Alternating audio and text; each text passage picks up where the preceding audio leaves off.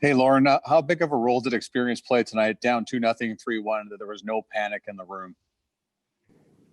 Yeah, I mean, since I've been in Winnipeg, we seem to get a lot of these. We're definitely not a team that gives up after we get down, and if anything, that motivates us, it seems. So tonight seemed to be a bit of that.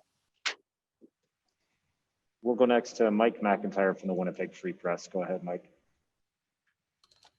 Thanks, Gregor. Lauren, first start of the season. Been a while, obviously, since you got in a regular season game. Guess about 10 months. Did you want to ease your way into it? You certainly didn't get that opportunity with 18 shots. I think they were about 11-1 at one point. Did you like that barrage to kind of get you going early? I usually like to get a lot of action early to get me into it. I usually like a little bit more rest in between shots than that. But it did get me in the game, and it got me two-step, and I almost couldn't calm down for the 10 minutes after that. So I was lucky. I felt a bit better as the period went along in the first, and then the second and third, I felt more like myself. And we'll go next with Ken Weed from Sportsnet. Go ahead, Ken. Lauren, what were the keys to finding that rhythm and feeling more comfortable in the crease? Looked very quiet in the crease as the game went on. I don't know. I just think as the game goes along in any situation, your legs kind of settle down, especially after it being my first game.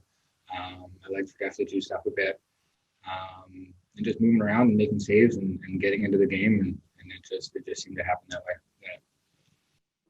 And we'll go next to Ted Wyman from the Winnipeg Sun. Go ahead, Ted. Hey, Lauren, did it feel like one of those games where if you could just keep Ottawa from getting that next one, that your guys were going to come back?